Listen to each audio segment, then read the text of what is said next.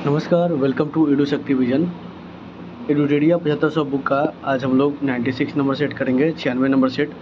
पहला number question है, निम्नलिखित में से कौन सा युग्म सुमेलित नहीं है, सही सुमेलित है?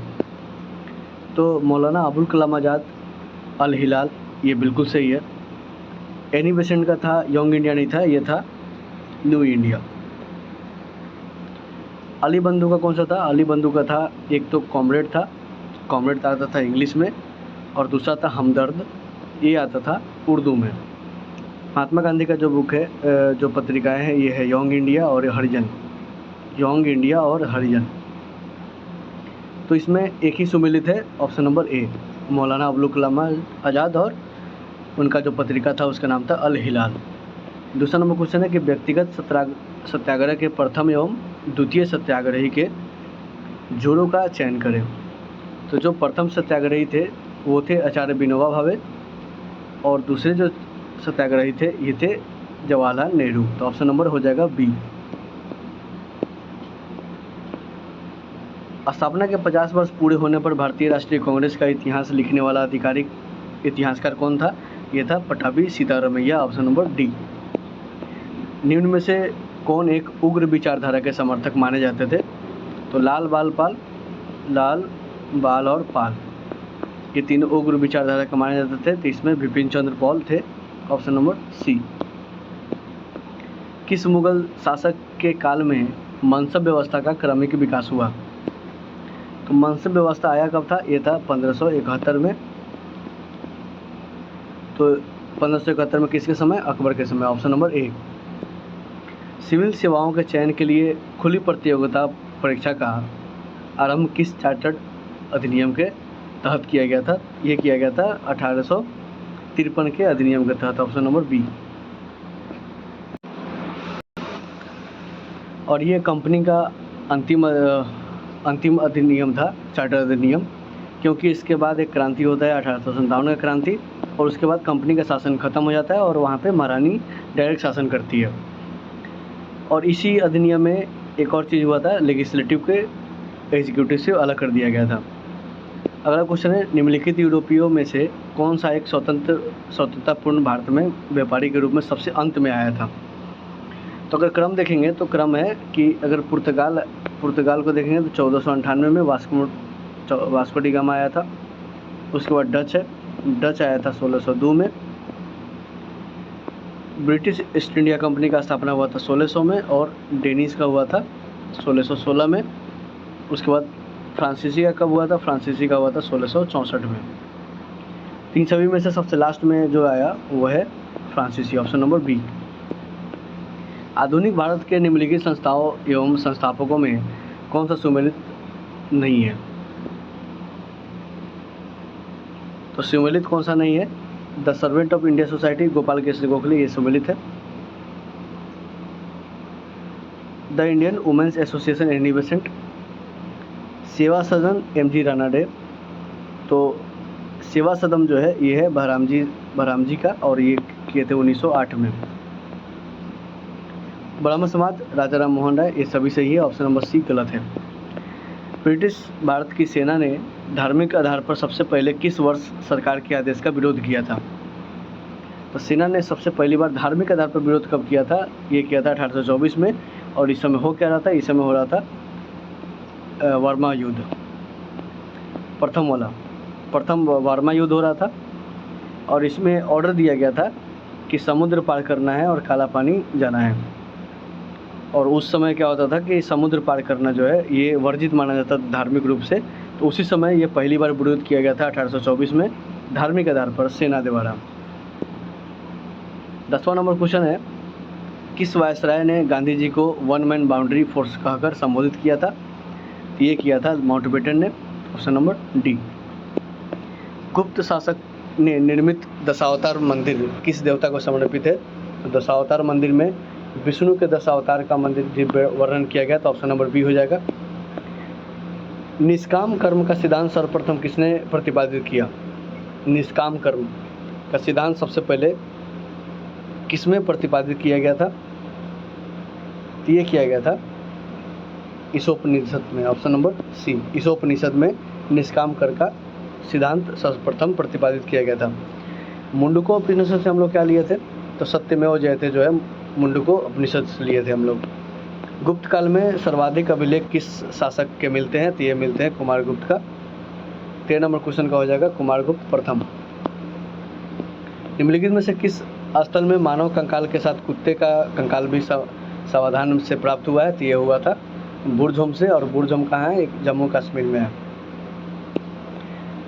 अनेकांतवाद या स्यादवाद निम्नलिखित में से किसका क्रोध सिद्धांत एवं दर्शन है? तो ये किसका है? ये है जैन मत का, ऑप्शन नंबर डी। सती प्रथा का प्रथम अभिलेख साक्ष्य प्राप्त कहाँ से हुआ? ये एरन के अभिलेख से हुआ था। और एरन का अभिलेख किसका अभिलेख है? तो ये है भानुगुप्त का, ऑप्शन नंबर डी हो जाएगा। मौर्य काल में शिक्षा का सर्वाधिक प्रसिद्ध केंद्र कौन सा था? तक्षशिला था, और आज के डेट में ये पाकिस्तान में है। प्रारंभिक मध्यकाल में बिहार का जो क्षेत्र है इसके बीच संघर्ष का अखाड़ा बना था। तो बंगाली और दिल्ली वाले लोग जो शासक थे ये बिहार में आकर लड़ते थे, और ये मध्यकाल वाला जो प्रारंभिक मध्यकाल वाला अगर सीमा देखेंगे, समय सीमा, तो उसके बीच में बिहार जो है क्षेत्र था किसका? संघर्ष का क्षेत्र था, संघर्ष का अखाड़ा बना हुआ था। राष्ट्रीय मानवाधिकार आयोग का अध्यक्ष किसे बनाया जाता है? तो जो भी सेवानिवृत्त होते हैं सुप्रीम कोर्ट के किसी भी सेवानिवृत्त या मुख्य न्यायाधीश या न्यायाधीश, तो ये सेवानिवृत्त होते हैं, उसके बाद राष्ट्रीय मानवाधिकार के आयोग का अध्यक्ष बनाया जाता है। ऑप्शन नंबर 19 का हो जाएगा ए। उसके बाद 20 नंबर क्वेश्चन हो जाएगा, निम्नलिखित में से कौन सा युग में सुमेलित है? मौलाना अबुल कलाम आज़ाद, अलीलाल। ये पेज दोबारा हो गया है।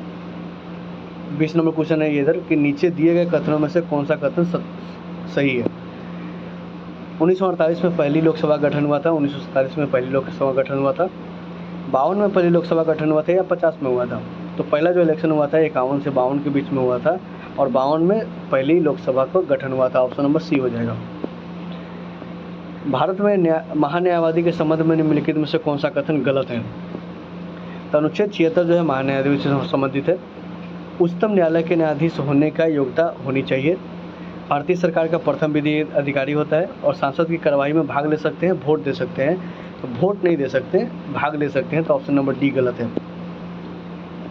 निम्न में से किसके अंतर्गत बैंकों को अपनी जोखिम भारित परिसंपत्ति का अपनी पूंजी के बीच एक निश्चित अनुपात बनाकर रखना होता है? ये होता है पूंजी पर्याप्तता अनुपात, ऑप्शन नंबर डी। परंपरागत खेती विकास योजना को कब शुरू किया गया था? परंपरागत कृषि विकास योजना को कब शुरू किया गया था? तो ये किया गया था 2015 में, ऑप्शन नंबर बी। वस्तु एवं सेवा कर जीएसटी के संबंध में असत्य कथन को चिन्हित करना है। 1 जुलाई 2021 को जीएसटी 4 वर्ष पूरा हो गया था। जीएसटी में अनेक अप्रत्यक्ष करों को शामिल किया गया था। जीएसटी के अंतर्गत 5, 12, 18 और 26 की दर थी, और जीएसटी परिषद जीएसटी की दर का निर्धारित करता है। तो ये बात सही है। उस समय 26 नहीं था, 28 था। 5, 12, 18 और 28, ये 18 और 28 ये 4 स्लैब था इनकम टैक्स जीएसटी का। लेकिन आज के डेट में कितना है? आज के डेट में 5 और 18 है।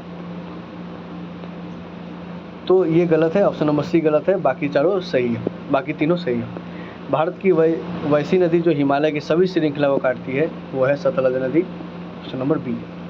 सतलज कहाँ से निकलती है? तिब्बत से निकलती है। तिब्बत के राक्षस ताज के पास से मानसरोवर झील से निकलता है, और जाके मिल जाता है चिनाब नदी से पाकिस्तान में। निम्नलिखित में से कौन सा किसी प्रजाति के विलोपन के लिए उत्तरदायी नहीं है? किसी प्राणी का विलुप्त हो जाना, विलुप्त होने में उत्तरदायी क्या क्या नहीं होता है? तो बड़े आकार का शरीर वाला उत्तरदायी होता है। अनुवांशिकी विभिन्नता की कमी होने से प्रजाति जो है विलुप्त हो जाता है। संकुचित नीति यानी कर्मता, इससे भी विलुप्त हो जाता है। लेकिन व्यापक नीति मतलब क्या होता है? ये व्यापक निवास, व्यापक नीति मतलब व्यापक निवास हो गया, यानी कि अधिकतम। इससे प्रजाति जो है और फैलता है, न कि विलोपन होता है। तो ऑप्शन नंबर ए हो जाएगा, उत्तरदायी इसके लिए नहीं है, विलोपन के लिए। मकर रेखा इनमें से होकर नहीं गुजरती है। तो मकर रेखा जो है बोलोविया से होकर नहीं गुजरती है, ऑप्शन नंबर सी हो जाएगा। निम्नलिखित सागरों का पूर्व में से पश्चिम का क्रम क्या होगा? तो सबसे पूर्व में बेरिंग सागर हो जाएगा, उसके बाद पीला सागर, फिर लाल सागर, फिर कैरेबियन सागर। कैरेबियन सागर सबसे पश्चिम में हो जाएगा और बेरिंग सागर सबसे पूरब में हो जाएगा। तो ऑप्शन नंबर डी हो जाएगा। समुद्र की गहराई किस यंत्र से नापा जाता है? तो ये नापा जाता है फाइडोमीटर से। बैरोमीटर से क्या नापा जाता है? दबाव नापा जाता है। अल्टीमीटर से ऊंचाई नापा जाता है। पृथ्वी की आयु का मापन निम्नलिखित में से किस विधि द्वारा किया जाता है? ये किया जाता है यूरेनियम डेटिंग विधि से। कार्बन डेटिंग विधि से क्या होता है? जीवाश्म का आयु पता लगाते हैं हम लोग। 31 नंबर क्वेश्चन है, निम्न में से किस जंतु में सर्वाधिक पसलियाँ होती है? ये होती है सांप में। ऑप्शन नंबर सी।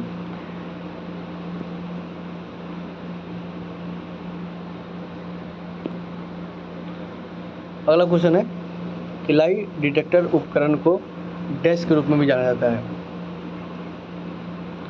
तो ये पॉलीग्राफ के रूप में जाना जाता है। लाई डिटेक्टर करता क्या है? ये झूठ को पकड़ता है, पॉलीग्राफ। मानव शरीर के तापक्रम के संबंध में सही कथन चुनिए। तो मानव शरीर के तापक्रम के संबंध में सही कथन ये है कि किसी भी मौसम के अनुसार से तापमान में कोई परिवर्तन नहीं होता है। अगर ये घटता बढ़ता तो फिर ठंडी में ठंडी नहीं लगता हम लोग, गर्मी में गर्मी नहीं लगता। तो ऑप्शन नंबर डी हो जाएगा। और ये प्रवृत्ति किस में होता है जिसमें घट बढ़ सकता है? ये होता है कोल्ड ब्लडेड एनिमल्स में। और ह्यूमंस क्या है? ह्यूमन है वार्म ब्लडेड एनिमल।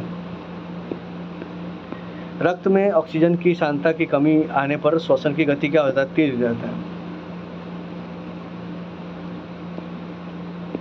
लंबाई की न्यूनतम इकाई निम्नलिखित में से कौन है? तो एंगस्ट्रम होता है -10 10⁻⁻10। नैनोमीटर होता है -9। माइक्रोन होता है -6 और फर्मी होता है -15। तो सबसे छोटा है पी। शरीर का ऐसा कौन सा अंग है जो हर समय काम करता है? तो हृदय है। Option number B. निम्न में से किसका या किनका विनिमय सूत्र जो है m0 LT और T-1, यानी कि L लेंथ 1 चाहिए और T चाहिए 1, लेकिन वो भी इन्वर्स में चाहिए। तो ये चाल के बराबर हो जाएगा। चाल इक्वल टू क्या होता है? Distance by time.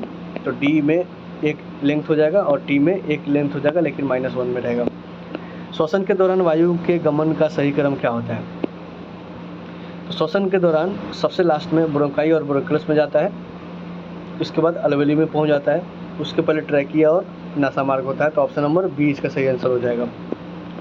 निर्वात में गमन करने वाले तरंग क्या होते हैं? विद्युत चुंबकीय जो तरंग होते हैं, इलेक्ट्रोमैग्नेटिक वेव्स। तो ये निर्वात में भी गमन करते हैं, जैसे लाइट हो गया। निम्न में से कौन सा भौतिक परिवर्तन है? तो भौतिक परिवर्तन होता है जो दोबारा से मूल अवस्था में लाया जा सकता है। तो बर्फ का पिघलना जो है ये भौतिक परिवर्तन है। निम्नलिखित में से किस एक के केशिकत्व एकमात्र कारण नहीं है? कौन सी ऐसी क्रिया है जिसमें केशिकत्व का क्रिया एकमात्र कारण नहीं है? तो स्याही का सूखना, भूमिगत जल का ऊपर चढ़ना, सूती कपड़े का जल की बूंद पर फैलना, पौधे की जड़ों से जल का इसके पर्ण समूह की ओर बढ़ना। तो भूमिगत जल का पौधों की जड़ में जो जल के इसके पर्ण समूह की ओर बढ़ना, ये सिर्फ केशिकत्व के कारण नहीं होता है। ये ट्रांसपोर्टेशन होता है उसके कारण भी होता है, या फिर रूट के प्रेशर से भी होता है। तो इसका आंसर हो जाएगा डी। 41 नंबर का हो जाएगा डी। निम्नलिखित में से ट्रांसपोर्टेशन नहीं, इसमें हो जाएगा ट्रांसपीरेशन। ट्रांसपीरेशन की प्रक्रिया से भी हो सकता है या फिर रूट के प्रेशर से भी हो सकता है। निम्न में से कौन सा तत्व नहीं है? तो धातु, अधातु या उपधातु, ये सभी तत्व हैं। गैस एक अवस्था है धातु का। तो ऑप्शन नंबर डी सी जो है सही आंसर हो जाएगा। ये धातु तत्व नहीं है, ये तत्व नहीं है, ये क्या है? ये एक अवस्था है तत्वों का। 43 नंबर क्वेश्चन क्या है कि ठोस कार्बन डाइऑक्साइड को किस दाब पर संग्रहित किया जाता है? तो उच्च दाब पर संग्रहित कर सकते हैं। Option number A. कृषि के प्रयुक्त यूरिया में नाइट्रोजन का मात्रा कितना होता है? 46% होता है। निम्नलिखित में से कौन सा एक वायु प्रदूषक का जैव सूचक है? तो जैव सूचक नेचुरल जैव सूचक है लाइकेन। ऑप्शन नंबर सी। दंत लवक निम्नलिखित में से कैल्शियम के किस यौगिक से बनता है? तो कैल्शियम फॉस्फेट से बनता है। वाष्पीकरण के कारण शीतलता कैसे होती है? तो जब द्रव के कण जो है ऊर्जा को अवशोषण कर लेंगे तो शीतलता महसूस होगा। हमारे अंदर का जो गर्मी है उसको तो कण ले जाएगा, तो इसलिए हमको शीतलता महसूस होगा। Option number B. किस वैज्ञानिक ने द्रवों की विभाजनता का सिद्धांत सर्वप्रथम प्रस्तुत किया था? तो ये किए थे George Dalton, option number A. निकट दृष्टि दोष किस लेंस का उपयोग किया जाता है? तो ये किया जाता है अवतल दर्पण का और दूर में उत्तल लेंस का, लेंस का, अवतल लेंस का, और दूर दृष्टि दोष में उत्तल लेंस का। मैग्नीशियम क्लोराइड का रासायनिक सूत्र क्या होगा? तो MgCl2 होगा, ऑप्शन नंबर सी। इसके बाद स्मरणीय तथ्य कि गंगा नदी का जो लंबाई है भारत में 2525 किलोमीटर है, गोदावरी 1465 है, कृष्णा 1400 है, नर्मदा 1312 है, महानदी 851 है, कावेरी 800 है। यानी कि गंगा भारत में बहने वाली सबसे लंबी नदी है, 2525 किलोमीटर। इसके बाद है विश्व के प्रमुख ज्वालामुखी। इसमें है मोना लोआ जो कि हवाई द्वीप यूएस के अंदर में 3-4 है जो इम्पोर्टेंट है। एक है मोना लोआ जो कि हवाई द्वीप पे है, कियालू भी है, हवाई द्वीप पे है, माउंट सेंट हेलेंस ये यूएसए में, और माउंट शास्ता यूएसए, माउंट एटना ये कहाँ पे? इटली में है। इटली में माउंट एटना और विसुवियस ये दोनों इटली में है। चिली और अर्जेंटीना के बॉर्डर पे हो जाएगा ओवस डेल सेलाबो। फ्यूजियामा जापान में, माउंट मेरापी इंडोनेशिया में, क्राकाटोआ इंडोनेशिया में, और किलिमंजारो कहाँ पे है? माउंट किलिमंजारो तंजानिया में। और ये जो माउंट किलिमंजारो है ये अफ्रीका कॉन्टिनेंट का सबसे उच्चतम पॉइंट है माउंट किलिमंजारो। किसे भूमध्य सागर का मेडिटेरियन सी का प्रकाश स्तंभ किसे बोला जाता है? तो ये बोला जाता है स्ट्रामोली को, जो कि इटली में है। भारत का एकमात्र सक्रिय ज्वालामुखी बैरन द्वीप है, अंडमान निकोबार के पास। ज्वालामुखी विस्फोट के पश्चात सर्वप्रथम मात्रा में निकलती है क्या? जल वाष्प निकलता है। विश्व की प्रमुख घाटियाँ कौन सी है? ये हम्बर घाटी है कनाडा में, मृतक घाटी है कैलिफोर्निया में, लार घाटी है फ्रांस में, पो घाटी है इटली में, पंजशीर है अफगानिस्तान में, चितवन घाटी नेपाल में है, और टेलर घाटी है अंटार्कटिका में। भारत का अगर प्रमुख घाटियाँ देखेंगे तो मरखा घाटी है लद्दाख में, पीन घाटी, पीन valley Himachal Pradesh, Sangla valley Himachal Pradesh, Nelang valley Uttarakhand, और जुगू वैली कहाँ पे? नागालैंड में है। यहीं पे अपना सेशन समाप्त होता है 97 नंबर के साथ। जल्दी मिलेंगे हम लोग। थैंक यू फॉर वॉचिंग, धन्यवाद।